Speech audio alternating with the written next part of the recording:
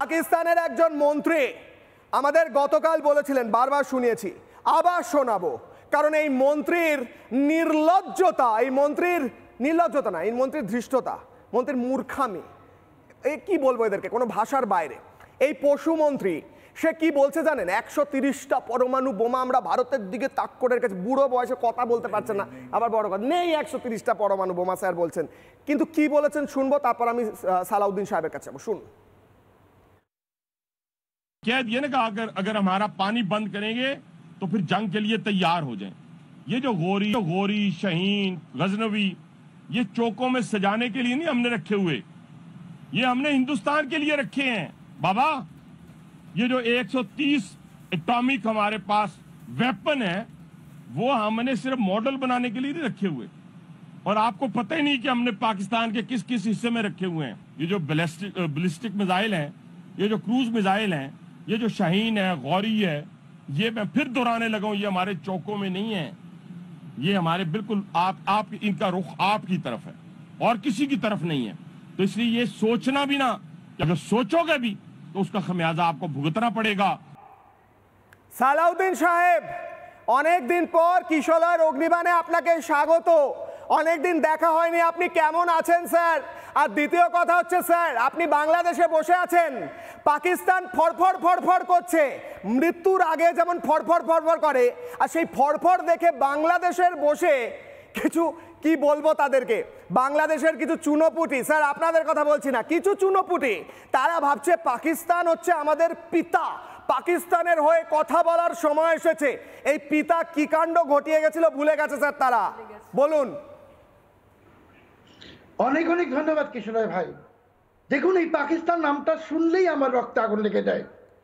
এই জানোয়ারের দেশ, এই জানোয়ারের বাচ্চারা আমার দেশে 30 লাখ মানুষকে হত্যা করেছে। এই জানোয়ারের বাচ্চারা আমার দেশের 4-5 লাখ মা বোনের ইজ্জত লুটিতে বাংলাদেশে বসে পাকিস্তানের পক্ষে যারা কথা বলে তারা ওই জানোয়ারের দেশের জানোয়ারের বাচ্চা। জানোয়ারের বাচ্চাদের সম্পর্কে আমি বারবার বলেছি, আপনার অনুষ্ঠানে বলেছি যে আমরা বাঙালিরা জাহাজ ভাড়া করে এই জানোয়ারের বাচ্চাদেরকে ওদের বাপের দেশে পাঠিয়ে দেব। বাংলাদেশের মাটিতে বসে পাকিস্তানের পক্ষে যারা কথা বলে তাদের জন্মে ঝামেলা আছে, তাদের ডিএনএতে ঝামেলা আছে, এরা সবাই পাকিস্তানের পাপের সন্তান। কি করে তারা পাকিস্তানের পক্ষে কথা বলে? আজকে ভারত আক্রান্ত হয়েছে, 24 জন নিরীহ মানুষকে হত্যা করা হয়েছে, তারপর পাকিস্তান যেভাবে কথা বলছে, এটা তো সন্ত্রাসী একটা দেশ।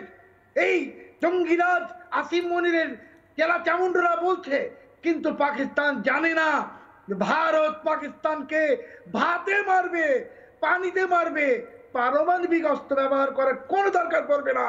পাকিস্তান ভেঙে যাবে, পাকিস্তান ভেঙে যাচ্ছে, পাকিস্তান ভেঙে গেছে, বালুচিস্তান স্বাধীন বালুচিস্তান উত্থান হবে।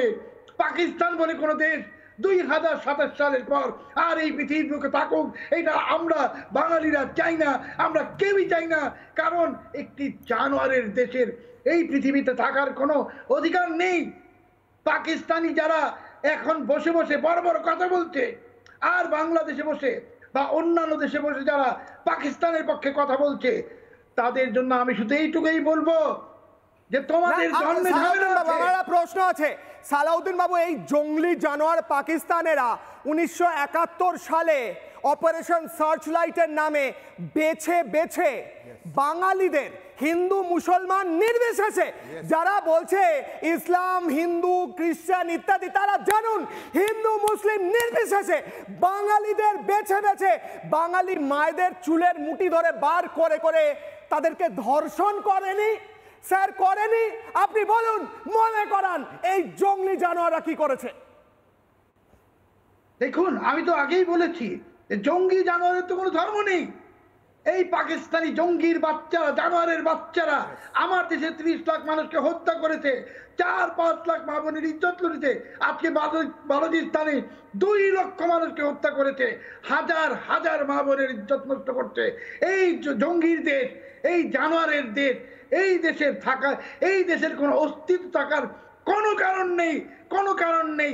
পৃথিবীর সমস্ত সবাইকে একত্রিত হতে হবে এই পাকিস্তান নামক সন্ত্রাসীদের, এই পাকিস্তান নামক জানোয়ারের দেশ এবং পাকিস্তানের পক্ষে যারা কথা বলে সেই সব জানোয়ারের বাচ্চাদের বিরুদ্ধে আমার রক্তে ভাই আগুন লেগে যায় পাকিস্তানের কথা শুনলেই। কারণ এই পাকিস্তান আমরা 71 সালে পাকিস্তানকে ভারতের সহযোগিতা নিয়ে পরাজিত করেছি। ওদের প্যান্ট খুলে নেওয়া হয়েছে 93,000 সৈনিকের এবং সেনা অফিসারের। আবার ওদের প্যান্ট খোলার সময় এসে গেছে। নানা ধরনের কন্টেন্ট দেখার জন্য লাইক করুন, শেয়ার করুন আমাদের ফেসবুক পেজ, সাবস্ক্রাইব করুন আমাদের ইউটিউব চ্যানেল। পাশাপাশি অন্যান্য ব্রেকিং নিউজের জন্য অবশ্যই চোখ রাখুন রিপাবলিক বাংলায়।